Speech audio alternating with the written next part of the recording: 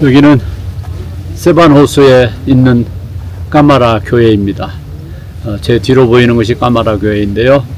여기는 세반호수 우뚝 솟은 동굴 위에 교회가 아름답게 서 있습니다.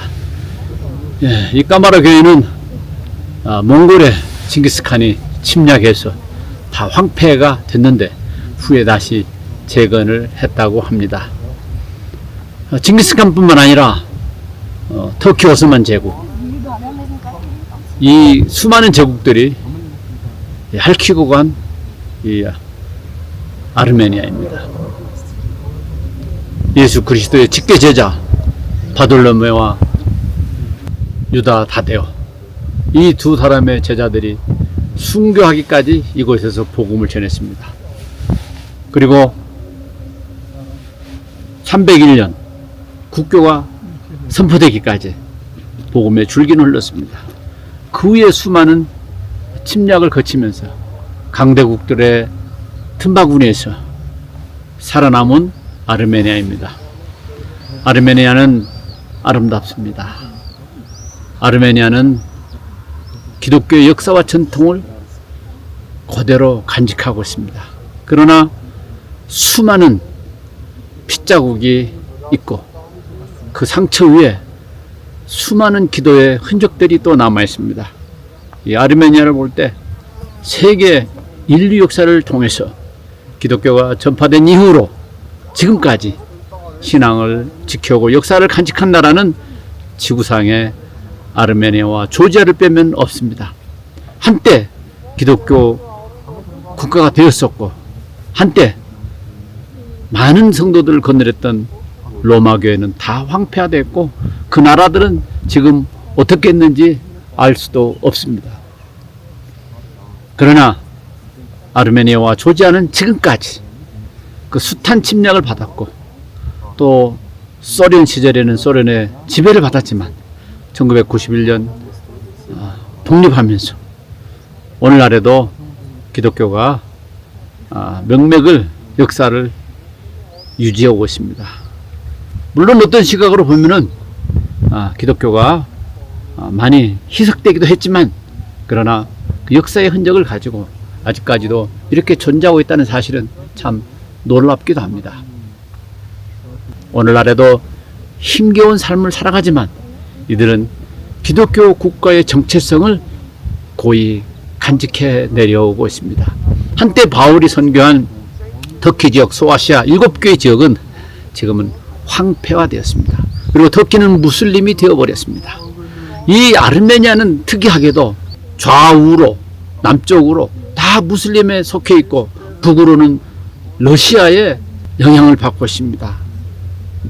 터키, 이란, 아제르바이잔 다 무슬림 국가인데 이 그 속에 박혀 있습니다. 내륙 국가입니다. 바다도 없습니다. 북쪽으로는 조지아가 있습니다. 그러나 그 조지아 또 위에는 지금 러시아가 있습니다. 신기한 지정학적 위치이기도 합니다. 다 거의 무슬림 국가들이 둘러싸여져 있는 이 기독교 국가로서 존재하고 있습니다. 마치 거대한 산맥 속에 있는 금줄기처럼 이들은 신앙의 줄기와 기독교 역사의 줄기를 간직해오고 있다고 생각이 되어집니다. 세반호수에서 묵상했습니다. 제 뒤로 보이는 교회가 까마라 교회입니다. 여기는 징기스칸이 침략했을 때 그 징기스칸의 침략군들이 다 파괴시킨 다음에 다시 건축을 했습니다. 까마라 교회에 한번 들어가 보도록 하겠습니다. 이 까마라 교회는 오래전에 세워졌는데요.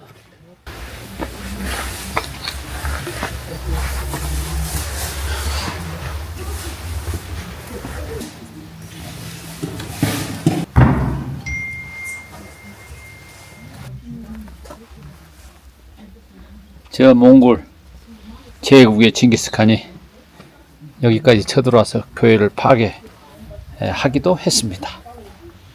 교회를 파괴시킨 몽골 제국은 흔적도 없이 사라지고 징기스칸의 무덤도 찾을 수 없는 그런 몽골이 되었지만 이 아르메니아 교회는 다시 회복되고 다시 재건해서 오늘날에 이루고 있습니다.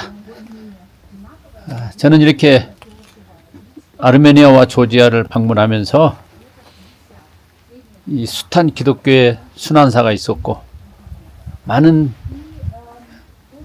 이교도들의 침략과 학살이 있었지만 오늘날까지 건재하게 보존된 걸 보면 최초의 기독교 국가가 된 이 아르메니아를 향한 하나님의 보존하심과 섭리가 있지 않나 생각을 해봅니다.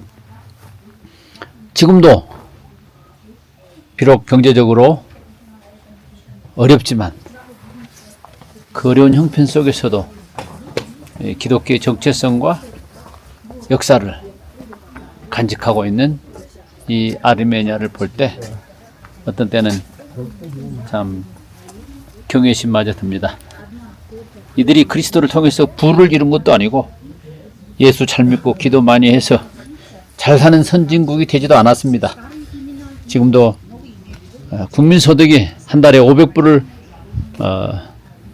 밑도는 그런 소득 수준이지만 이들은 301년부터 기독교 국가가 됐고 그 전에 바돌로메와 유다 타데오의 선교를 받아들이고 그리스도를 받아들인 이후로 오늘날까지 존재하고 있습니다.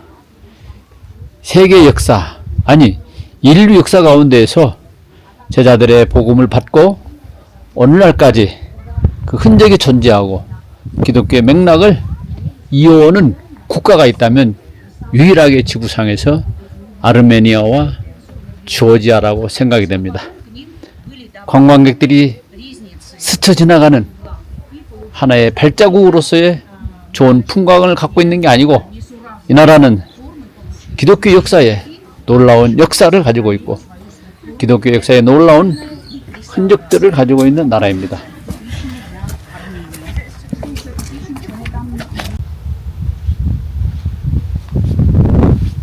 오늘은 4월 24일입니다. 여기 아르메니아 세반 호수에 왔습니다. 4월 24일은 아르메니아인들에게 특별한 날입니다. 150만 명이 무슬림에게 학살을 당한 그날을 추모하고 기념하기 위해서 4월 24일을 공휴일로 정하고 있는 아르메니아입니다. 저는 오늘 기독교의 슬픈 역사가 있고 기독교의 아픈 역사가 있고 그러면서도 신앙을 지켜오고 기독교 역사를 지켜오고 있는 이 아르메니아입니다.